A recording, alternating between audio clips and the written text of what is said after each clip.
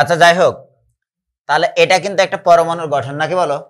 হ্যাঁ, আমি যদি কোনোভাবে এখন বলি যে ভাই এই সবুজগুলো প্রোটন, তাহলে এখানে আরো একটা সবুজ দিলাম, ধরো আরো একটা সবুজ দিলাম, নিউট্রনের পরিমাণ কম বেশি হতে পারে, ধরো 4টা দিলাম। ওকে, তাহলে 4টা যদি প্রোটন দিয়ে থাকি, বাইরের কক্ষপথে কয়টা ইলেকট্রন হবে?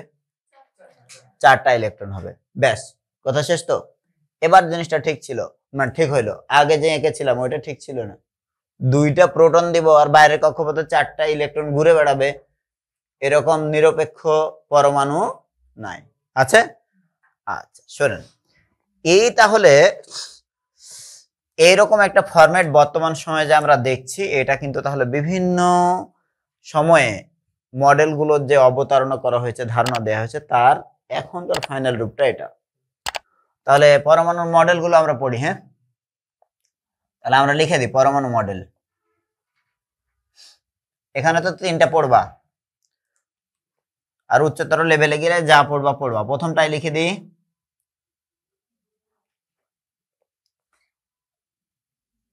থমসনের মডেল।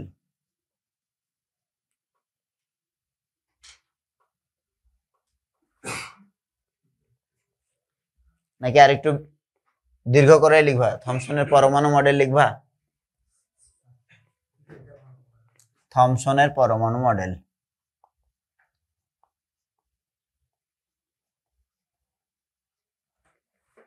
এটা অ্যাকচুয়ালি অনেকে পালম পুডিং মডেল বলে নাকি? পালম বানান কি, আর পুডিং বানান ডবল ডি মডেল। পুডিং খেয়েছো? পুডিং এর ভিতরে কি থাকে? হ্যাঁ, আচ্ছা, তাহলে অনেক কিছুরই তো পুডিং খেয়েছো নাকি?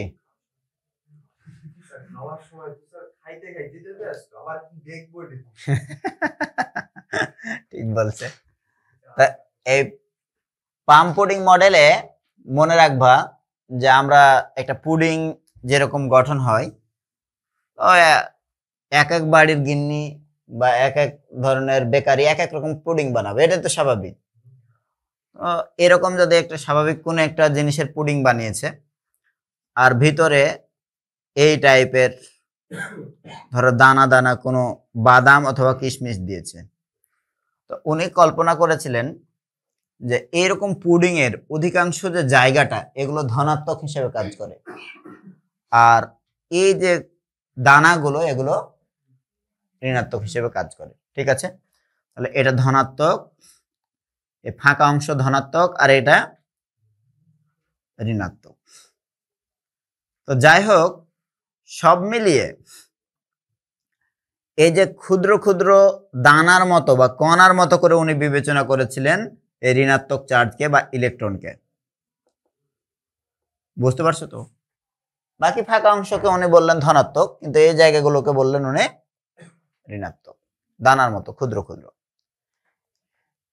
এটাকে আমরা তরমুজের সঙ্গে চিন্তা করতে পারি, তরমুজের মতো।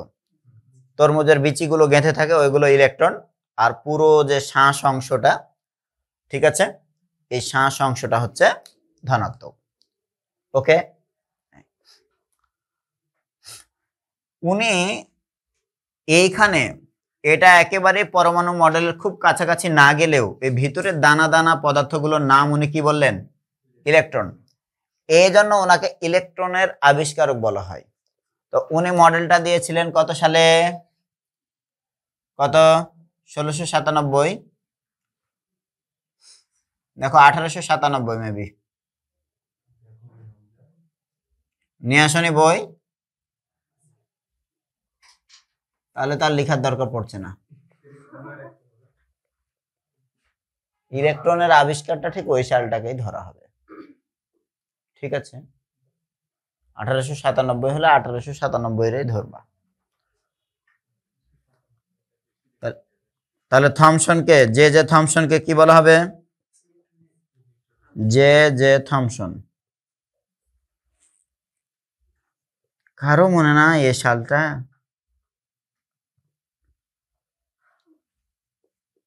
ইলেকট্রনের আবিষ্কারক।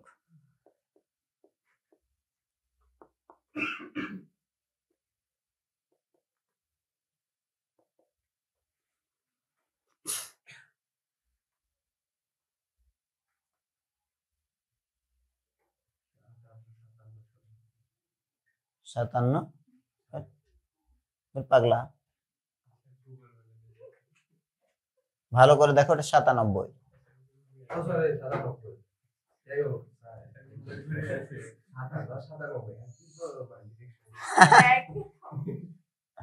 তাহলে কত সাল? 1897। একটু না হয় শিওর হওয়ার জন্য তোমাদের বললাম, তার জন্য মেমোরি এতটা চিট করবে আমার সাথে। হয়েছে। এর পরবর্তীতে হচ্ছে থমসনের পরে রাদারফোর্ড, উনি 1911 সালে একটা মডেল দেন। ঠিক আছে, তাহলে 2 নম্বরে আমরা পড়বো কার মডেল? রাদারফোর্ডের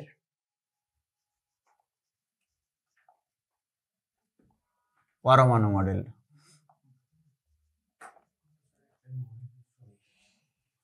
কি নাম? Lord Rutherford. তাহলে কোন দেশের হবে বলো? হ্যাঁ,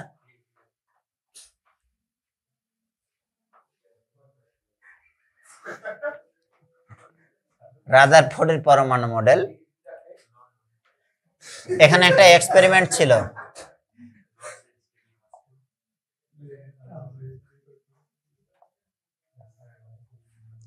এই কথা বলো না। আলফা কণা বিচ্ছুরণ পরীক্ষা।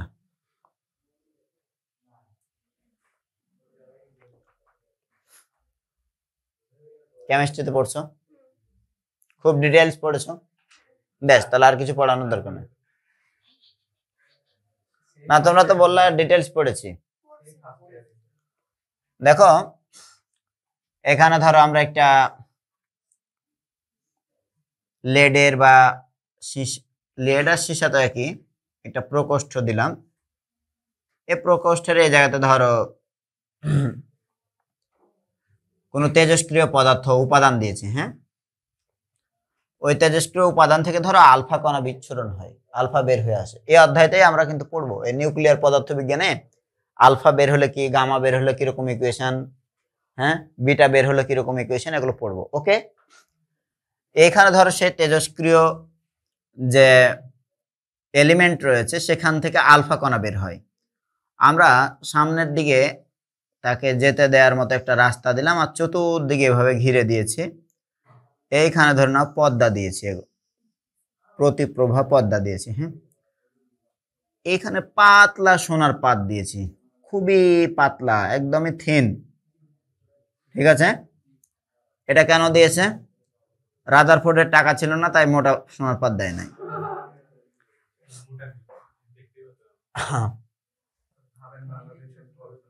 আচ্ছা, বুঝছো তো? তাহলে এটা খুবই পাতলা সোনার পাত। এটা এতটুকু ও এইরকম পাতলা ইউজ করার কারণ কি?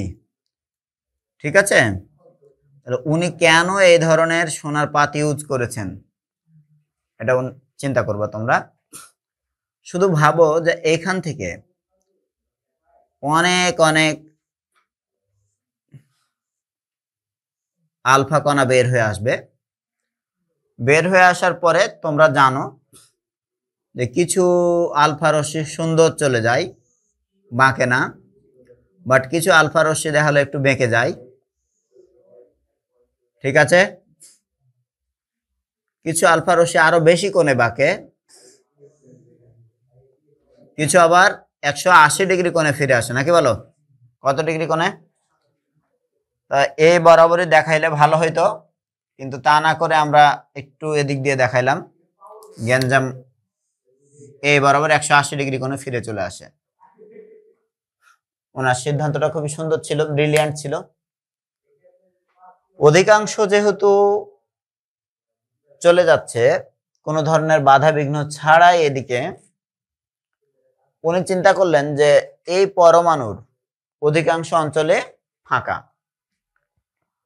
দ্বিতীয় কথা হলো আলফা কণা ধনাত্মক, দ্বিধনাত্মক হিলিয়াম নিউক্লিয়াস। হিলিয়ামের যদি গল্পটা আমরা বলি তাহলে 2 4, এই তো 2 4, তাহলে দুইটা প্রোটন দুইটা নিউট্রন, দুইটা প্রোটন দুইটা নিউট্রন, তাহলে ভর সংখ্যা 4। তাহলে দুইটা প্রোটন দুইটা নিউট্রন, এখন তাহলে দুইটা ইলেকট্রন আছে, প্রোটন যত ইলেকট্রনও কত ততই। একটা ইলেকট্রন যদি ছেড়ে দেয় তাহলে পরে +1 লিখতাম, দুইটা ইলেকট্রন যদি ছেড়ে দেয় তাহলে কত 2+, তাই তো। তো ওর তো মাত্র দুইটা ইলেকট্রন, তার মধ্যে দুটোই ও ছেড়ে দিয়েছে, দুটোই ওখান থেকে তুলে নিয়েছো, তাহলে কি পড়ে আছে? হ্যাঁ, শুধু ওর নিউক্লিয়াসটা আছে, নাকি বলো? বাইরের কক্ষপথে কোনো ইলেকট্রন নাই, তাহলে শুধু কি আছে? মানে শুধু কঙ্কাল পড়ে আছে, বুঝছো? ঠিক আছে, ওর বাইরের সবকিছু নিয়ে চলে গেছে, শুধু কি এটা? তাহলে হিলিয়ামের কঙ্কাল। এই বিষয়টা এবার বলো যে এটা তো অবশ্যই ধনাত্মক।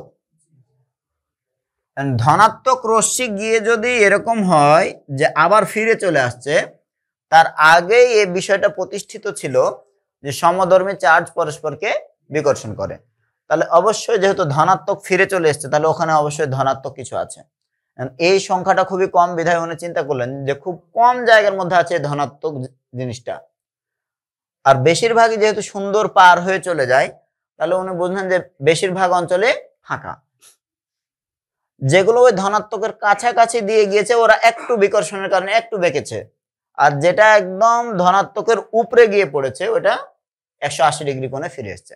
ওকে, তাহলে ওনার সিদ্ধান্তটা এইখান থেকে উনি বললেন যে পরমাণুর অধিকাংশ অঞ্চল ফাঁকা এবং কেন্দ্রে খুব ছোট্ট জায়গাতে ধনাত্মক চার্জ অবস্থিত, বুঝছো? তাহলে খুব ছোট্ট জায়গাতে যে ধনাত্মক চার্জ অবস্থিত, এই ছোট্ট জায়গাটার নাম দিলেন কেন্দ্রিকা, নিউক্লিয়াস। ওকে, এই জায়গাটার নাম দিলেন কেন্দ্রিকা বা নিউক্লিয়াস। এই কনসেপ্ট গুলো সব ঠিকঠাক, বাট উনি শুধু একটা কথা বলে ফেললেন যে তাহলে বাইরের কক্ষপথে ইলেকট্রন গুলো ঘুরছে নিউক্লিয়াসকে কেন্দ্র করে, এই ধনাত্মক নিউক্লিয়াসকে কেন্দ্র করে বাইরের কক্ষপথের ইলেকট্রন গুলো ঘুরছে, এটা তো ঠিক। বাট উনি বললেন যে এগুলো সৌরজগতে যে গ্রহগুলো তাদের ন্যায় ঘুরছে। চার্জিত কোনো কণা যদি ঘূর্ণায়মান থাকে তাহলে সে অলওয়েজ এনার্জি রেডিয়েট করে, তার তাহলে শক্তি ক্ষয় হবে, বুঝলে তো? গ্রহগুলো যেমন চার্জিত না, বিধায় সে কোনো আরেকটা গ্রহ বা সূর্যের সঙ্গে টান বল আছে, মহাকর্ষ বলের কারণে ঘুরে যাচ্ছে, তার আর কোনো এনার্জি ক্ষয় হচ্ছে না। কিন্তু চার্জিত কণা যখন ঘুরবে, তখন চার্জিত জিনিস যখনই মুভ করবে একটা ত্বরণে, তখনই সে এনার্জি ধীরে ধীরে লস করবে, বুঝছো? এবং যত বেশি চার্জিত হবে তার এনার্জি ক্ষয়ের পরিমাণটা তত বেশি। তাহলে বেশি চার্জিত হওয়া যাবে না, নাহলে পরে এনার্জি খুব দ্রুত শেষ হয়ে যাবে, বুঝছো? যদি চার্জ নিরপেক্ষ হও তাহলে দীর্ঘদিন এনার্জি থাকবে।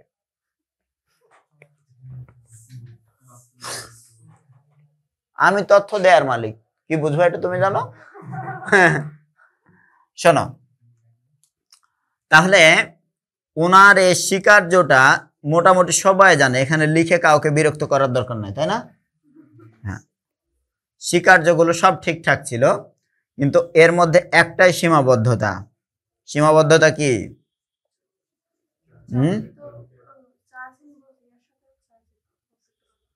তাহলে চার্জিত ইলেকট্রন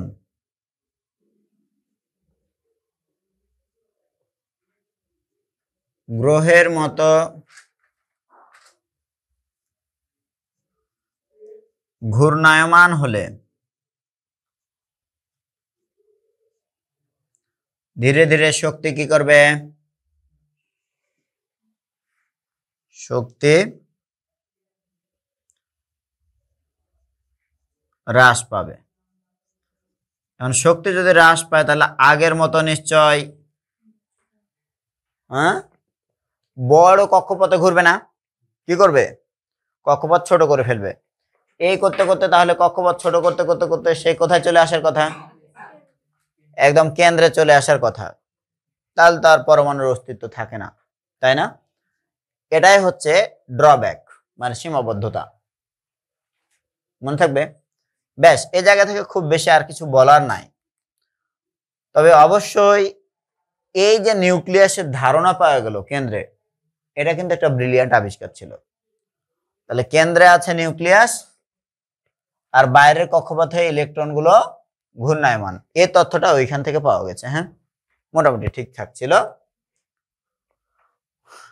তারপরে 3 নম্বরে চলে আসলেন বোর, নিলস বোর। এই পরমাণু মডেল তাহলে কত সালে দেয়া হইল? 1911 সালে। হ্যাঁ, আর 3 নম্বরে তাহলে বোর পরমাণু মডেল,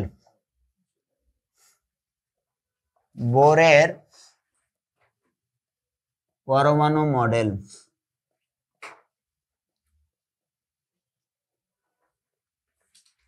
বোর বানানটা কি? Bohr, Niels Bohr. উনি কত সালে দিলেন? 1913। আসলে এই কনসেপ্টটা জাস্ট একটু উনি আরেকটু পারফেক্টলি দিলেন। বোরের পরমাণু মডেল থেকে একটু আমরা পড়ি, কারণ গাণিতিক কোনো দিক আসলে এখান থেকে আসে, আগের দুটো থেকে গাণিতিক কোনো বিষয় নাই। আর ফিজিক্সের সম্পর্ক বুঝতে পারছো। 3টা স্বীকার্য। প্রথম স্বীকার্য,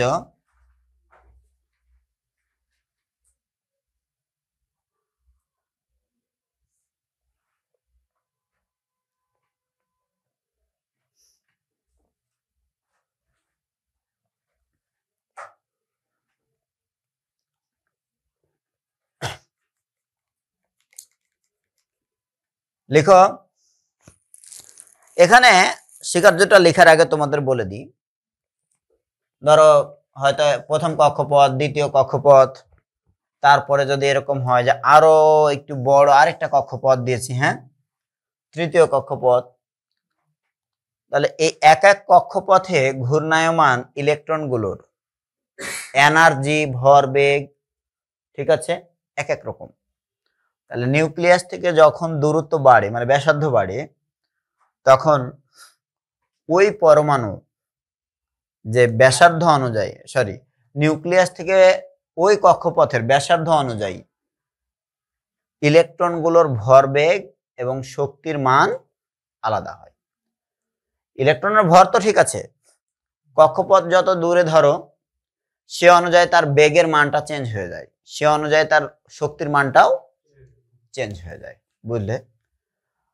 ওই রকম প্রথম তথ্যটাই হলো কৌণিক ভরবেগ নিয়ে, বুঝতে পারছো? তাহলে লিখো, যে কোনো কক্ষপথে বা যে কোনো অনুমোদিত কক্ষপথে, যে কোনো অনুমোদিত কক্ষপথে ঘূর্ণায়মান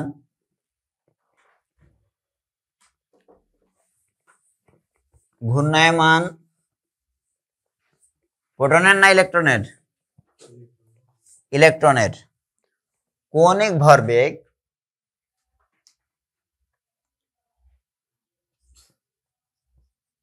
যে কোনো অনুমোদিত কক্ষপথে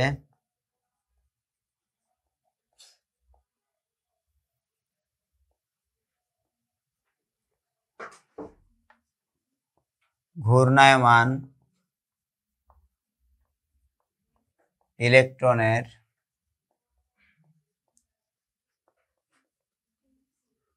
কৌণিক ভরবেগ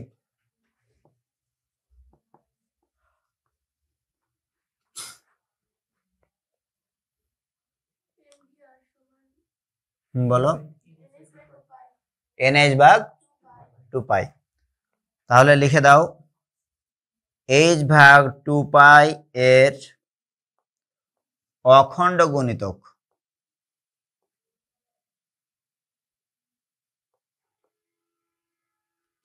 অখণ্ড মানে পূর্ণ সংখ্যার গুণিতক নাকি, বলো? ভাঙচুর সংখ্যা না, 1.2 1.3 এরকম না, কত করে করে যাবে, 1 2 3 4 এমন।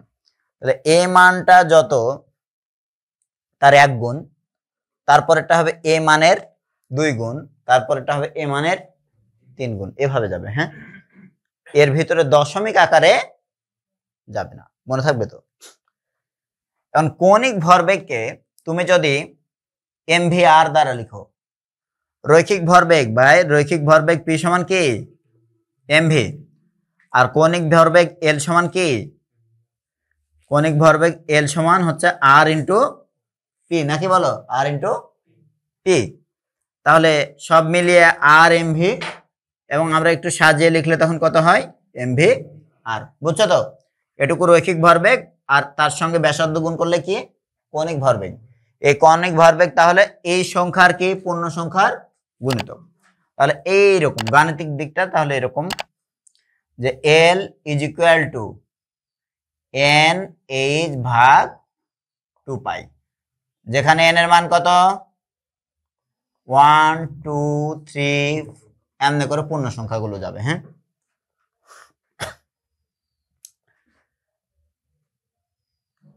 জানার ব্যাপার হলো যে আমরা এইচ তো প্ল্যাঙ্কের ধ্রুবক মান 6.63 ইন্টু 10⁻³ একক হলো জুল সেকেন্ড পার সেকেন্ড, না জুল ইন্টু সেকেন্ড। তো ওই এইচ রে যদি 2 পাই দিয়ে ভাগ দিই তাহলে মানটা একটা, এটা তো ফিক্সড মান, 2 পাইয়ের ভ্যালুও তো ফিক্সড, নাকি বলো। তাহলে এই মানকে এই মান দিয়ে ভাগ দিলে একটা ফিক্সড ভ্যালু পাবা। তো এইটা এইচ এর ভ্যালুটা কমবে কিনা বলো, যদি 2 পাই দিয়ে ভাগ দিই কমবে কিনা, আরো ছোট হবে। এটা তো ধনাত্মক সংখ্যা, তাহলে ছোট হবে। এই যে ভ্যালুটারে যখন 2 পাই দিয়ে ভাগ দেব তখন আমরা ফিজিক্সে খুব বেশি ব্যবহার হয়, তো তখন এটা আমরা বলি এইচ কাট। কি বললাম, এই মাথাটা একটু কেটে দেবা, মানে এইচ রে কত দিয়ে ভাগ দেয়া আছে 2 পাই দিয়ে ভাগ দেয়া আছে, বুঝলে না। এটা কি বলবো আমরা, এইচ কাট। হ্যাঁ, ইঞ্জিনিয়ারিং পড়তে গেলে তখন মাঝে মাঝে দেখতে পাবা, আগে শিখে রাখো। তাহলে এটাই এইচ কাট। হ্যাঁ, এই এইচ কাটের মান তাহলে হবে এইটারে এটা দিয়ে ভাগ দিচ্ছ 1.05 ইন্টু 10⁻³ জুল সেকেন্ড, না ভাগ করে দেখবা। ও একবার যদি করে থাকো তাহলে আর দরকার নাই।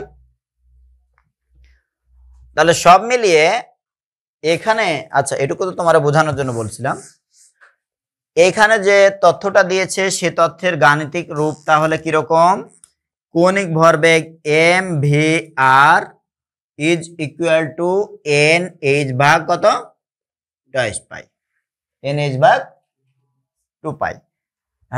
কক্ষপথ যদি ভাই 1 নাম্বার হয়, ভালো করে বুঝবা, কক্ষপথ যখন তোমার 1 নাম্বার বলবে তখন সব স্টুডেন্টরা দেখা গেলো যে ওই 1 নম্বর কক্ষপথের জন্য কৌণিক ভরবেগ হয়তো মাপবে। আমার স্টুডেন্টের কাছে প্রত্যাশা থাকবে যে লাইফে অন্তত পক্ষে, আমার লাইফ যেমন ছোট তোমার লাইফে তো ছোট, টাইম আমার অনেক কম না, 1 নম্বর কক্ষপথ, তাহলে এর মান কত 1। তখন বলো এই কৌণিক ভরবেগের মান তাহলে কত h ভাগ 2 পাই, h ভাগ 2 পাইয়ের মান কত এত। এখন কৌণিক ভরবেগের একক কি, হ্যাঁ তাহলে এখানে কেজি মিটার পার সেকেন্ড আর একটা হলো মিটার গুণ আছে, তাহলে কিরকম হবে, তাহলে কেজি মিটার স্কোয়ার পার। আচ্ছা আলটিমেটলি ওটা জুল সেকেন্ড হয় কিনা দেখতে হবে। একটু ছোট্ট কাজ করে নি, ছোট্ট কাজটা হচ্ছে যে কাজ W is equal to FS, ঠিক আছে। F সমান সমান নিউটন, নিউটন মানে F সমান কত m এ কেজি মিটার পার সেকেন্ড, তাহলে কেজি দিলাম, মিটার দিলাম, পার সেকেন্ড স্কোয়ার দিলাম, তার সঙ্গে আবার এটার জন্য কি আছে, ও এটা মিটার, সরি সরণের একক মিটার। তাহলে এইখানে হলো কেজি মিটার। আচ্ছা এটা কেন বের করছিলাম,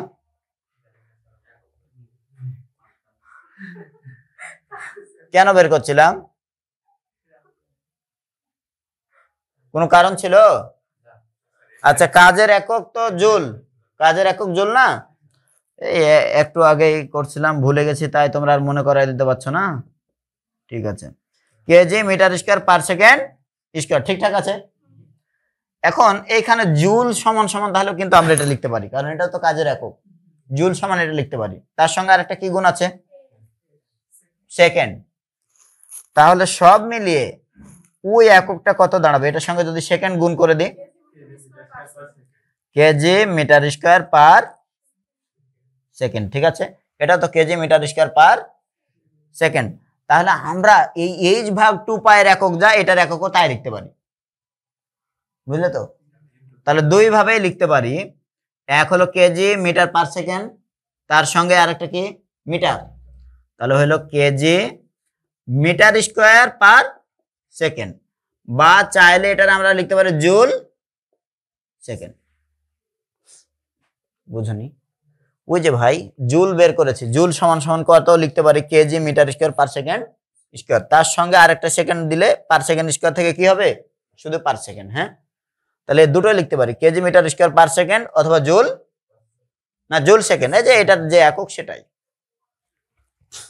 একক অমিল হলে তো আর সমান হইতো না, একক অমিল হলে সমান হইতো না। হয়েছে?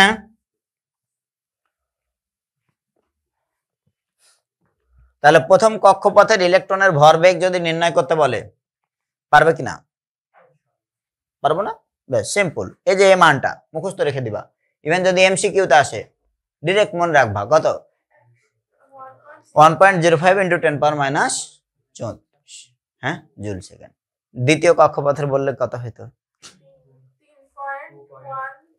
তাহলে তাহলে দ্বিতীয় কক্ষপথের হলে ভাই এই মানটার দ্বিগুণ নাকি, তাহলে 105-এর দ্বিগুণ হলো 210, 105-এর দ্বিগুণ হলো, তাহলে এটা হতো 2.10।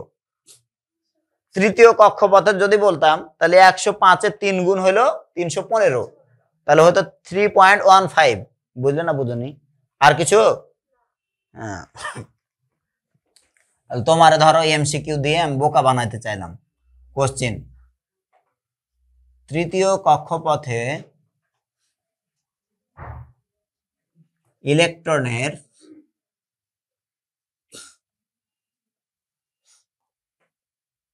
কৌণিক ভরবেগ কত? আচ্ছা, এটা ধরো বইতে নাই, কিন্তু তোমার দিলে কি তুমি চাপ ফিল করছো? হ্যাঁ, একটুকু লিখে রাখবে স্যার। আমার বাচ্চাদের এবারে এটা খুব দ্রুত অ্যান্সার করা উচিত। আমি লিখে দিলাম L3, তৃতীয় কক্ষপথের ভরবেগ। নিঃসন্দেহে এ মানের কয় গুণ? 3 গুণ। তাহলে 3.15 × 10 পাওয়ার, এদিকেও 3 গুণ করে দিবা, ওটা শুধু সহগের সঙ্গে করবা। হ্যাঁ, পাওয়ারের দিকে হাত দিও না, নাহলে পাওয়ার খাটাই দিবে সারে।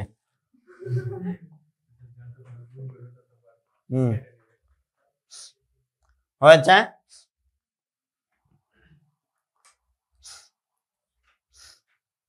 এখন পর্যন্ত প্রথম স্বীকার্য তো থাকলে তো হবে না গো, আসো দ্বিতীয় স্বীকার্য।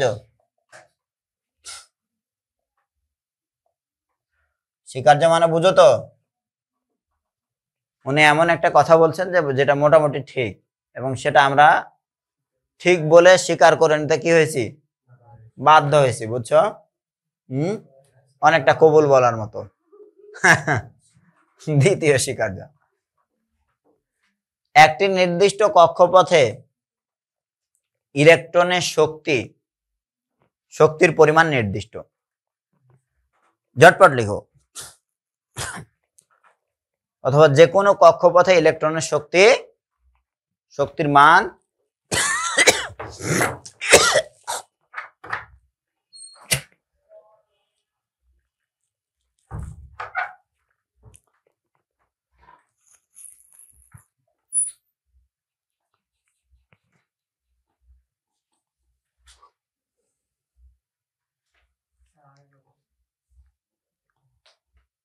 যে কোনো বা একটি নির্দিষ্ট কক্ষপথে ইলেকট্রনের শক্তির মান নির্দিষ্ট। দেখো নাই, একটি নির্দিষ্ট কক্ষপথে ইলেকট্রনের শক্তির মান নির্দিষ্ট। হয়েছে?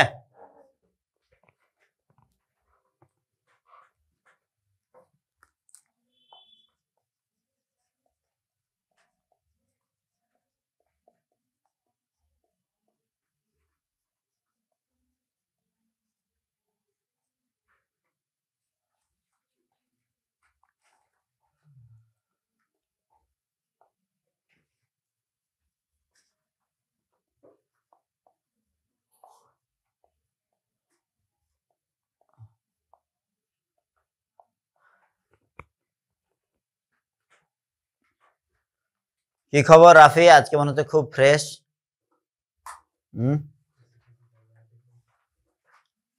আমি হচ্ছে একটা জিনিস বুঝি না, ওই যে অনেকে মানে ফেসবুকে দেখি ভিডিওগুলো, হয়তো ট্যুরে গিয়েছে বা মোটর সাইকেলে জার্নি করছে, খুব এনজয় করছে আর কি। তখন বলে এ শান্ত দেখ দেখ, এ রাফি দেখ। এটা কেন বলে? সবাই শুধু তোমার নাম নেয়, বলে দেখ সুন্দরবনে কি মজা করতেছি, দেখ দেখ। মানে তোমার অফার দিয়েছিল, তুমি যাওনি, এখন ওরা এনজয় করছে, তোমাকে জেলাস ফিল করানোর জন্য এরকম বলে, তাই না? তো এখানে তোমার নামও শুনতে পাই খুব, এ শান্ত দেখ, এ রাফি দেখ। স্যার এটা একটা তথ্য মাত্র, এখানে কোনো গাণিতিক বিষয় নাই। নির্দিষ্ট কক্ষপথে ইলেকট্রনের শক্তির মান নির্দিষ্ট, ঠিক আছে? যদি 3 নাম্বার কক্ষপথে ইলেকট্রন গুলো থাকে, তাহলে ওই 3 নাম্বার কক্ষপথের সমস্ত ইলেকট্রনের শক্তি কি হবে? ওই মানের হবে, মনে থাকবে। যদি চতুর্থ কক্ষপথ থেকে কোনো কারণে একটা ইলেকট্রন 3 নাম্বার কক্ষপথে বেড়াইতে আসে, তাহলে সে 3 নাম্বার কক্ষপথের এনার্জি যত, ঠিক তত এনার্জি নিয়ে আসতে হবে। বেশি এনার্জি নিয়ে আসলে পরে ওরা এখানে অ্যাকসেপ্ট করবে না।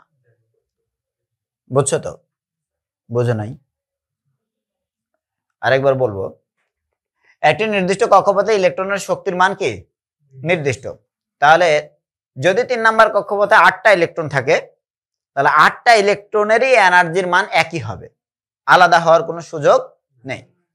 যদি ওই পরমাণুর মোট 4টা কক্ষপথ থাকে, 5টা কক্ষপথ থাকে, অন্য কোনো উপরের শক্তি স্তর থেকে, ধরে নাও 3 নম্বরে কেউ বেড়াতে এসছে, 4 নম্বর কক্ষপথ থেকে 3 নম্বরে কোনোভাবে চলে এসছে, তাহলে মনে রাখবা 3 নম্বর কক্ষপথে আসা মানে তার এনার্জির মানটা এখন 3 নম্বর কক্ষপথের ইলেকট্রনগুলোর সমান। বুঝলে?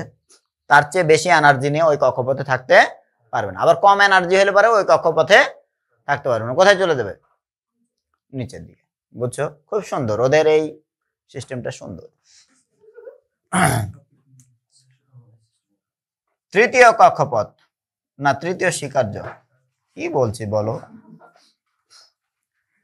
এখনো তো সেহরি খেয়ে আগামীকাল থেকে রোজা, তাই না? টাইম তো ঠিক করে দিয়েছি বাবা সবার। আসো আসো আসো, কাম টু দ্য পয়েন্ট। একটি নির্দিষ্ট কক্ষপথের ইলেকট্রন যদি উপরে যায়, আগে বলে নেই, ধরো তৃতীয় কক্ষপথ থেকে চতুর্থ কক্ষপথে যায়, তাহলে অবশ্যই শক্তি অর্জন করতে হবে, তাকে বাইরে থেকে অর্জন করতে হবে। এটাকে আমরা বেশিরভাগই বলি শোষণ, তাই না? শক্তি অ্যাবজর্ব করা। আর যদি শক্তি শোষণ না করে বর্জন করে, শক্তি যদি রেডিয়েট করে, বিকিরণ করে, তাহলে কি হবে? উপরের কক্ষপথ থেকে সে, কারণ ওই যে নির্দিষ্ট কক্ষপথ নিয়ে, নির্দিষ্ট এনার্জি নিয়ে কক্ষপথে থাকতে হবে। এখন তার চেয়ে যদি এনার্জি কমে যায় কোনো কারণে, তাহলে ও কি করবে? নিচে চলে যাবে। যদি এনার্জি বেড়ে যায়, কোথায় পাঠায় দেবে ওরে? সবাই মিলে পাঠায় দেবে। হ্যাঁ, বলবে যে তুমি এখন অনেক ধনী হয়েছো, তোমার আর এখন চণ্ডীপুর বা নদীর ধারে শ্রীরামপুর ভাঙচুর জায়গাতে থাকা যাবে না, এখন উপশহরে যাও। তুমি আরো ধনী হয়েছো, তাহলে এখানে না, তুমি ঢাকার গুলশানে যাও। বুঝছো তো? তাহলে যত এনার্জি বাড়বে ওর স্টেট তত আপার লেভেলে হবে। বুঝছো? খুব সুন্দর কথা। তাহলে এখান থেকে আমরা বলতে পারি নির্দিষ্ট কক্ষপথের ইলেকট্রন গুলো, লিখো, নির্দিষ্ট কক্ষপথের ইলেকট্রন গুলো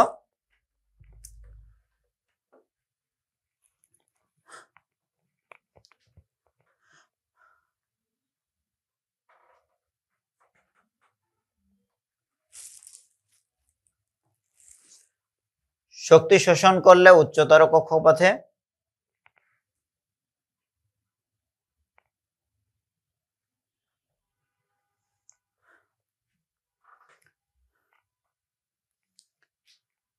এবং শক্তি বিকিরণ করলে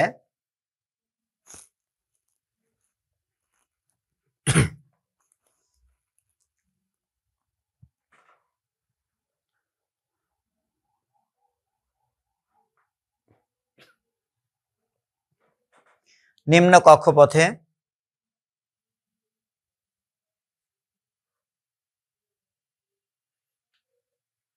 গমন করে।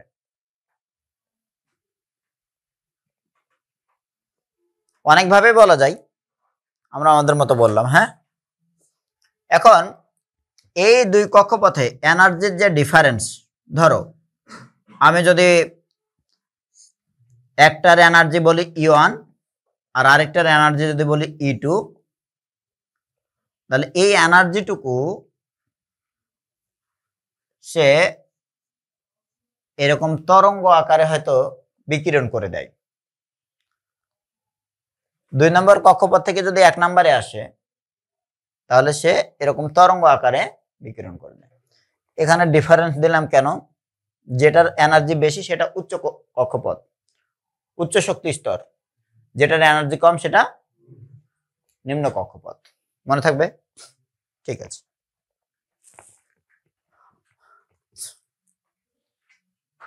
এই জিনিসগুলো তো মোটামুটি জানছো, তোমাদের কিছু তথ্য দিয়েছি। এরপরে ধরো বোর আরো কিছু কাজ করেছেন, তার মধ্যে উনি হাইড্রোজেন অ্যাটম নিয়ে হচ্ছে সব তথ্যগুলো দিয়েছেন। তা আমরা এরপরে তাহলে পড়ব